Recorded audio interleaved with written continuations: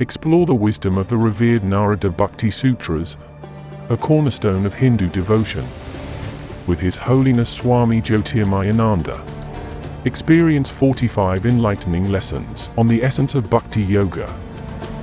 Discover the path to pure love for God and transcend the material world.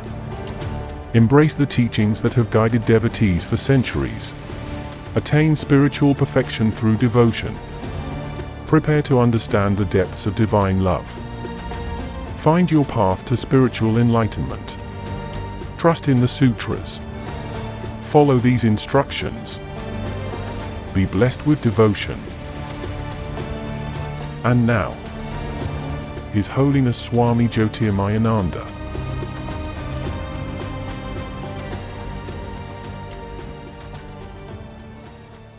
Om Vasudeva Sutam Devam Kansachanurmardanam Devki Paramanandam Krishnam Vande Jagadgurum. Om.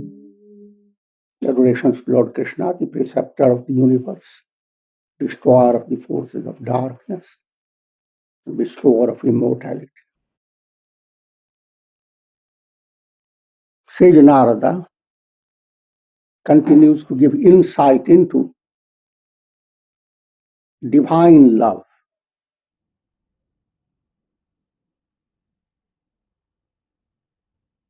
That's the theme of Bhakti Yoga, the path of devotion. And illustration of that ideal was presented in the Gopis of Vrindavan, with whom Krishna sported in his early days. They are the great examples. However, mystical literature that describes Krishna as a sport, literature is limited.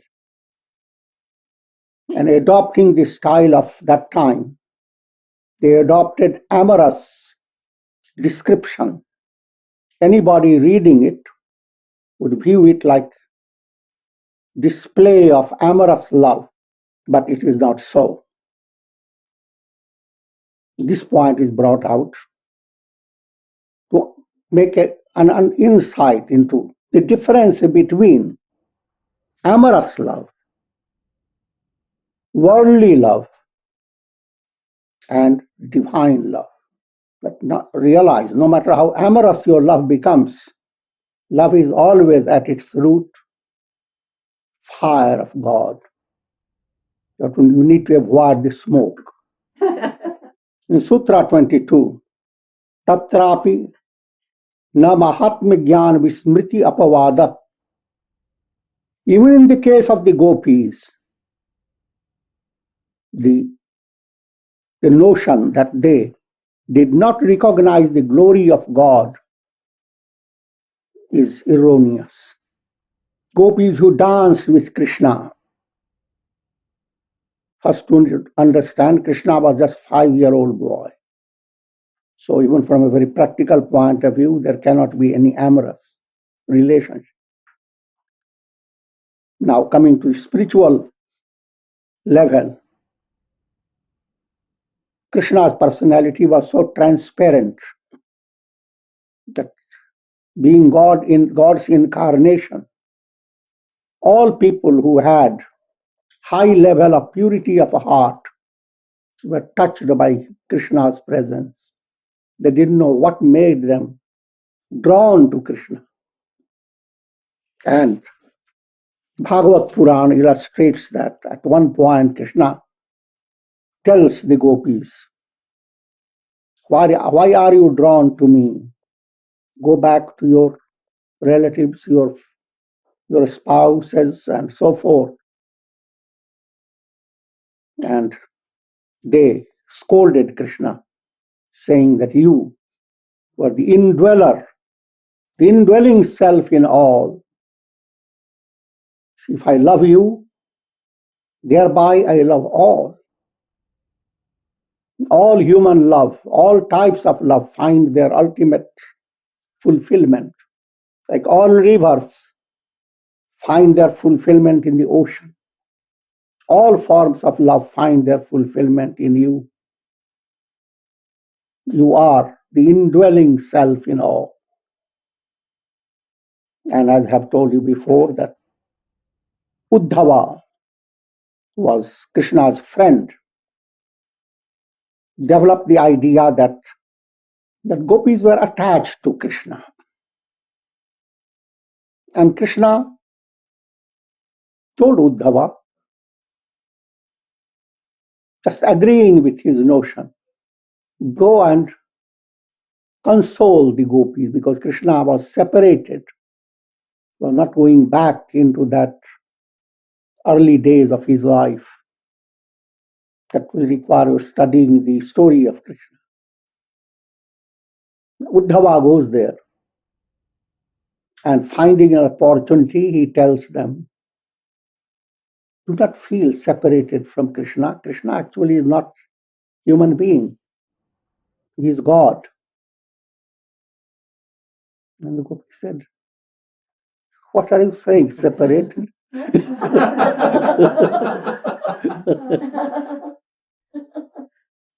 Krishna is always present with us. Whatever we do, Krishna is joining with us, smiling, showering his grace constantly.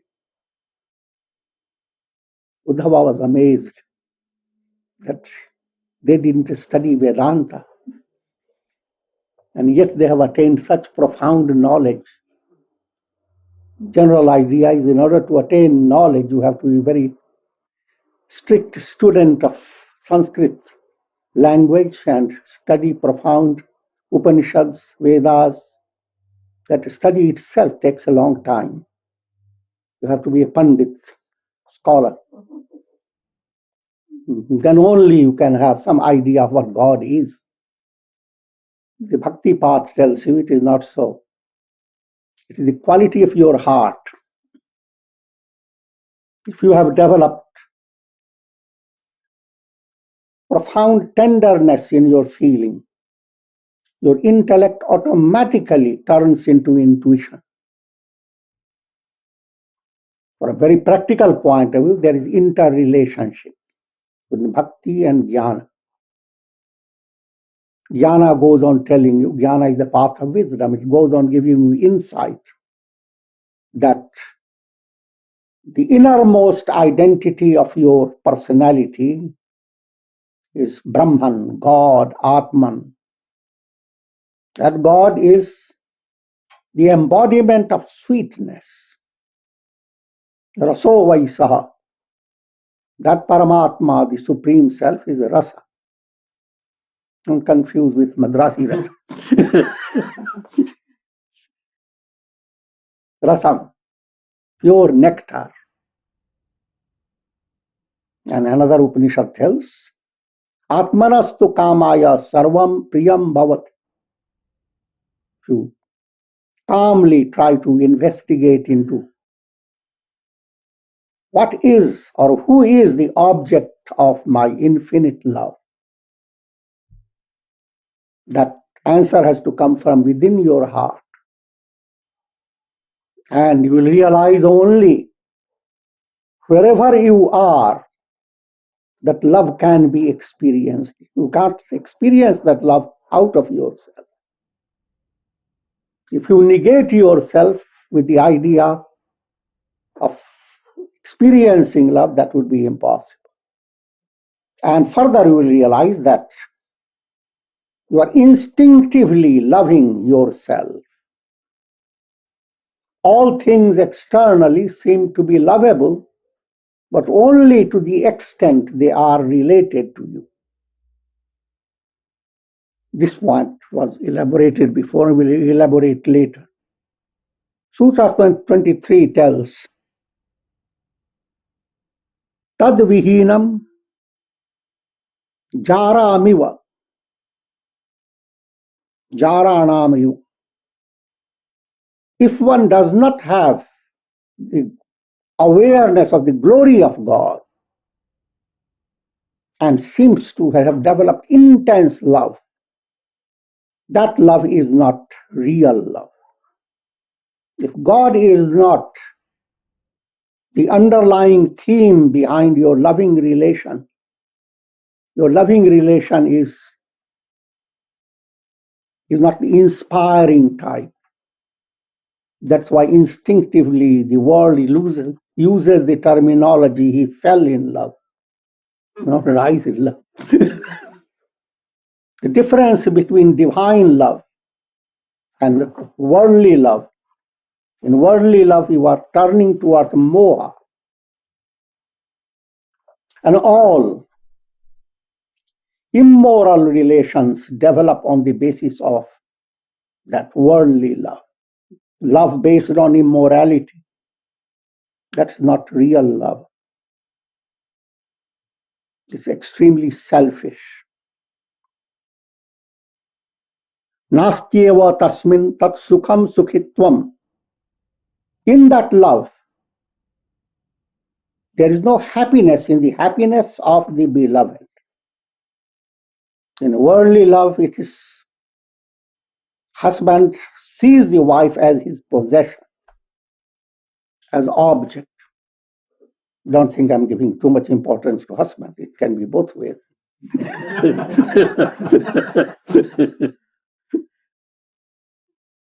And it is this concept of possession, an object. It's a degrading attitude to view a human being, just like tiger looks at a rabbit and becomes charmed by it. Suppose it were to say, I love you so much. Suppose the rabbit becomes duped. Doesn't realize the reality. If reality comes, the cold chill will enter the rabbit's heart, because that's what tiger is loving, the body, the meat. It's a crude illustration. But don't think it is too crude. People live together for so many years. And after having lived 20 years, within minutes, they separate. All the time they have been saying they loved each other, they loved each other. The mantra was repeated again and again. But what happened? Now, from this, it doesn't follow that since you are going to love God, you will not be loving human beings, or you will not enter into a human relationship. It doesn't mean that. What it means that in every form of loving relation, try to open your eyes, understand that God is being loved. So your asakti, attachment, turns into a devotional process. That applies in all relations. Mother loves a child. Internally, you don't go on telling the child, oh child, I love you, you are Brahman. But inwardly, the mother goes on developing this.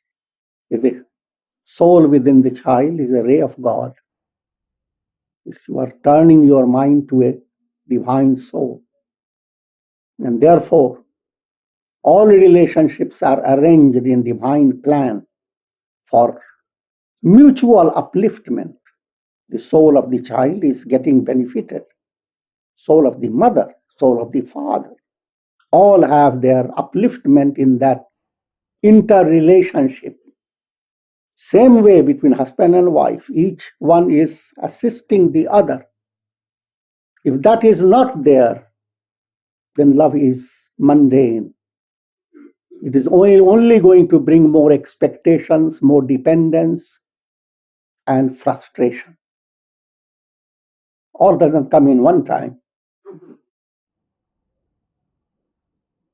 One needs to develop a keen interest in removing moha, illusion aspect, and some important points need to be understood. If you are reducing your moha, then you will be keenly interested in seeing the spiritual evolution of your partner or whatever relation you are involved. That implies, say, for example, parents love their child. And they say, oh child, we can't live without you. So don't go to college. Even if you would go to college, don't travel to another country. And there are good reasons for the child, for the man or boy or girl to go elsewhere for their advanced studies. There is good reason. But the mother or father will not listen. In the name of love, they will quote all these scriptural examples. That is not called real love.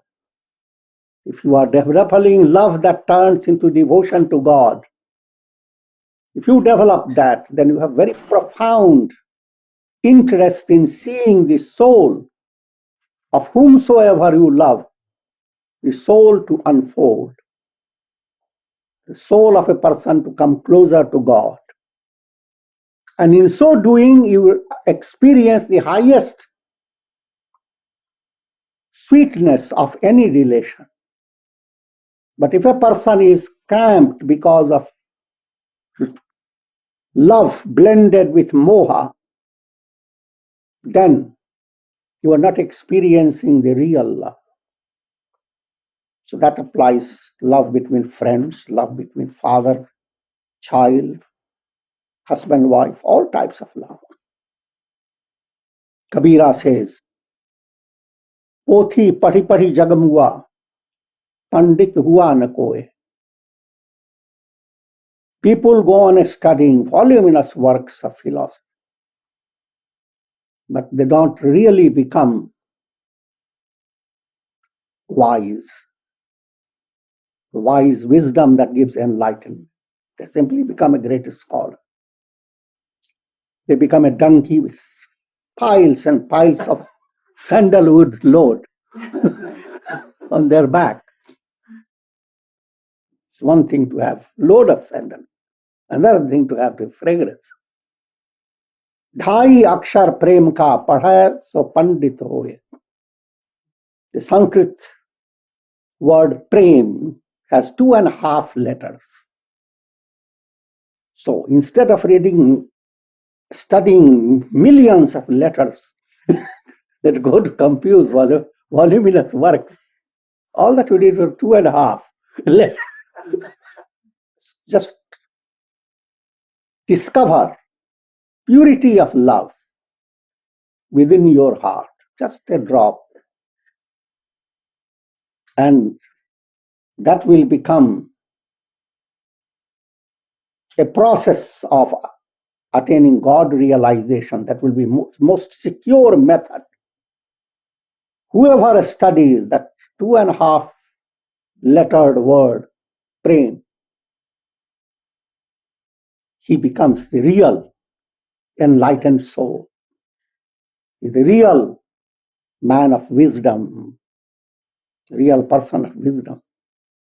Another statement of Kabira is, Prem gali ati sakari, tame do na samay.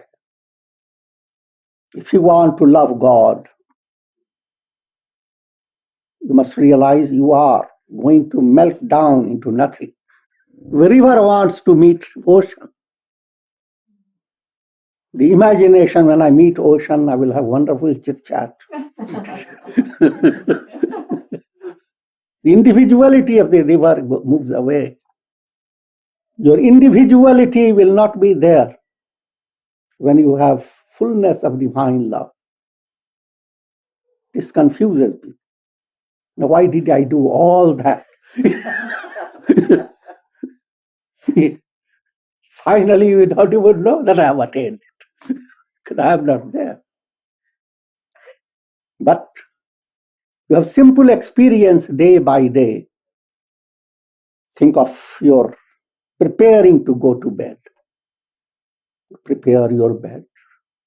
Keep the light in it the way you want it. All things are arranged and made comfortable. And why are you going to bed?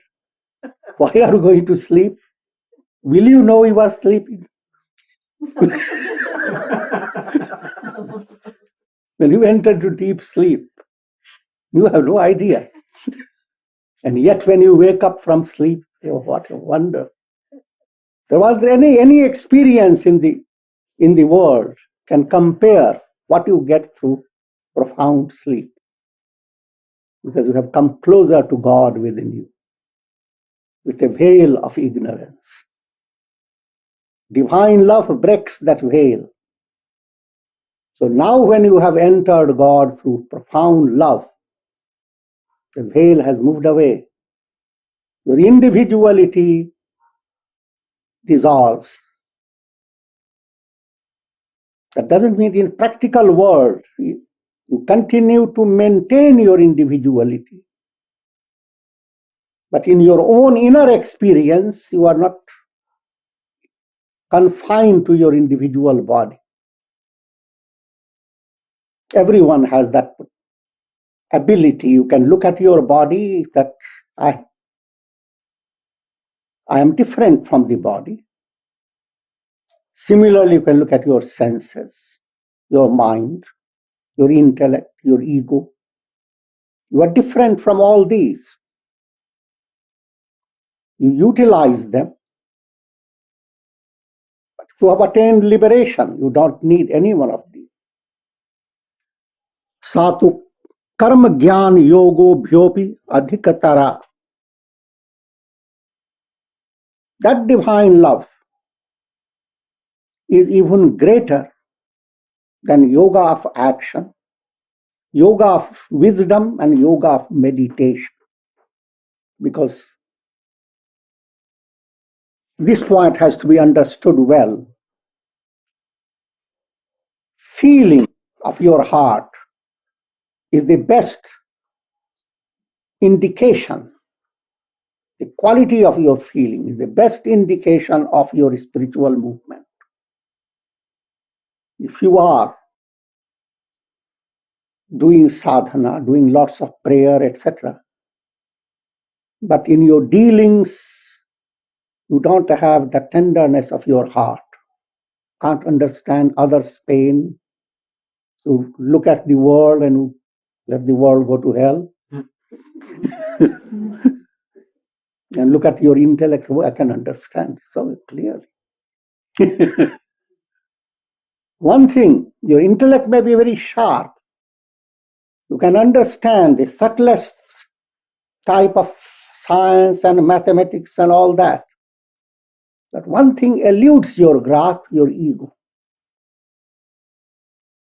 What eludes your grasp is your subtle impurities of the mind, your anger, greed, hate. Because even the sharpest intellect doesn't have access to that removal of mala, impurity. To give you just simple understanding, following the process of technical research, following the progress of science, people imagine that one day they will go into some faraway planet. Even they will establish themselves. In all their imagination is focused on the senses. How will the planet look? What will be the color of the sky there? What type of food can be produced by that land? All the time you are the same personality using the senses. And your senses cannot bring reality. The very same science teaches you that if your senses, your eyes were of a different structure. We are able to pick up different wavelengths of light. Even in darkness, you would start seeing things. There are many technical things that can see. Your ears can hear music. If you have a different type of hearing capacity, all your senses can change. Then what will be the description of the world? If you have telescopic eyes, look up to the sky. See vastness, staggering vastness. No longer the comfortable blue sky. You have X-ray vision, look at human beings. You think you have just entered into Shivaloka. Therefore, simply because your intellect can get into profound subtlety of science and mathematics or even philosophy, that doesn't mean that your quality of your heart has changed. Someone wrote a novel about it. He's a great scientist. In the novel, one of the actors within is a great scientist. He is deeply involved in constant research. And his wife doesn't get any attention from him. So one day she just opens the door while he's deeply involved and tells him, this is a Thanksgiving party and what is going on with you? And still he continued. Then tears started flowing through her eyes. He said, Madam, let me bring my test tube and pick up your tears. I will exactly analyze. And if I well analyze and know every detail about it, I will never be affected by your crocodile tears.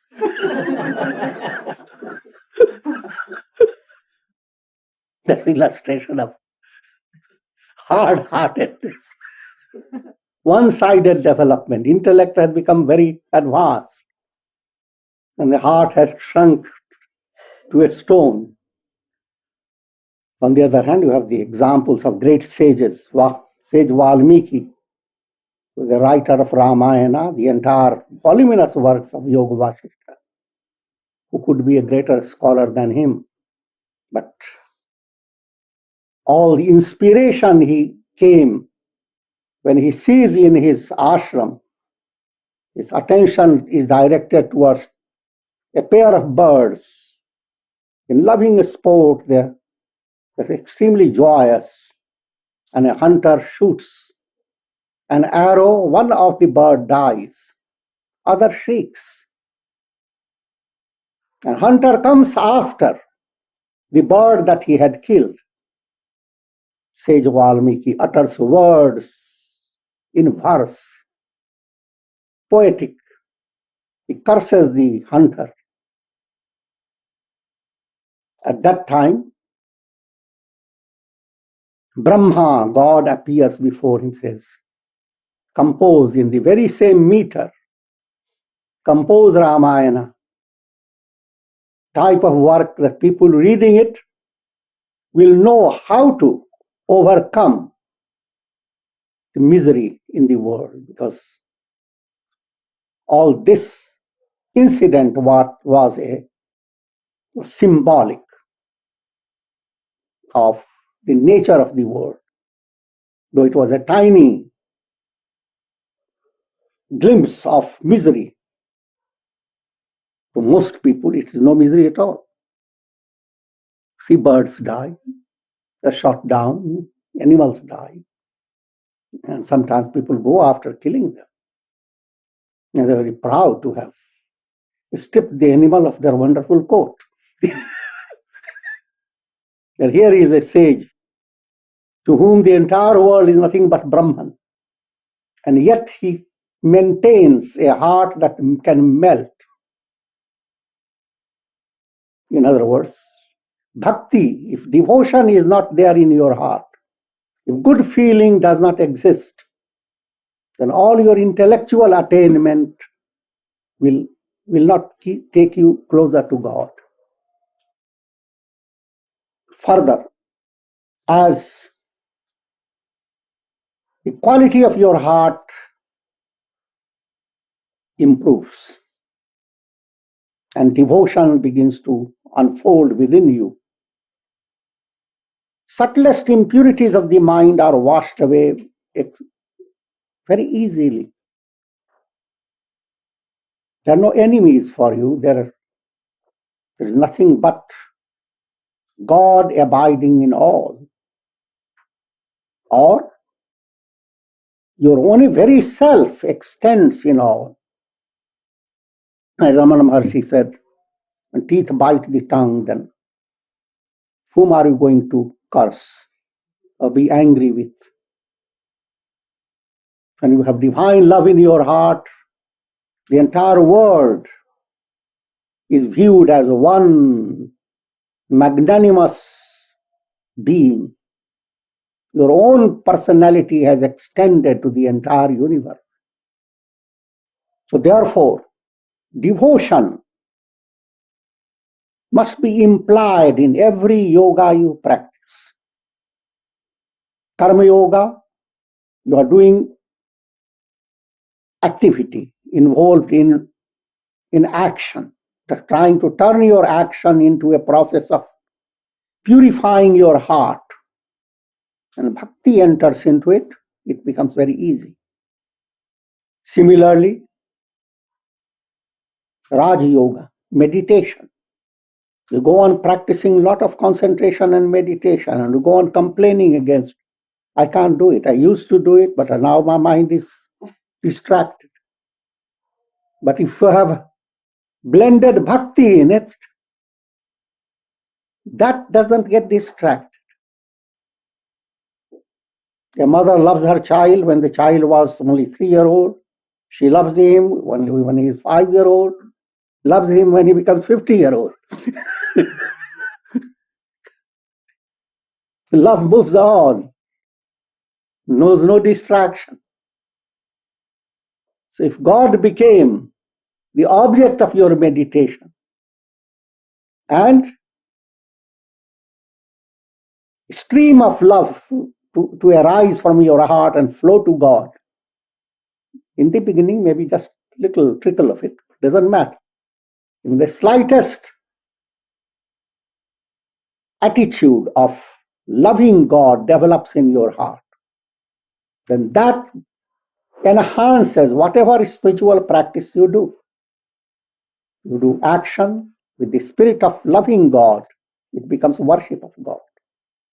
You practice meditation, your mind becomes increasingly free of distractions. And when you go deeper, realize God is the very essence of your soul. Vedanta goes on unfolding for you.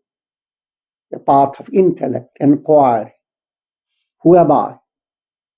When devotion is there, the inquiry process becomes profound. Therefore, Narada says, bhakti is greater than karma yoga, jnana yoga, dhyana yoga. And bhakti is not something that you have to acquire. It's always there. You are born with that quality of love. You need to just allow it to unfold, allow it to blossom. And with this we conclude. Om Shanti. Thank you for joining us on this journey of spiritual growth. It's an honor to learn from the wisdom of Swami Jyotirmayananda. As we part for now, remember, the quest does not end. Take time to reflect on today's insights and integrate them into your life. Until next time, stay open, stay curious, stay present. The light within you is always shining.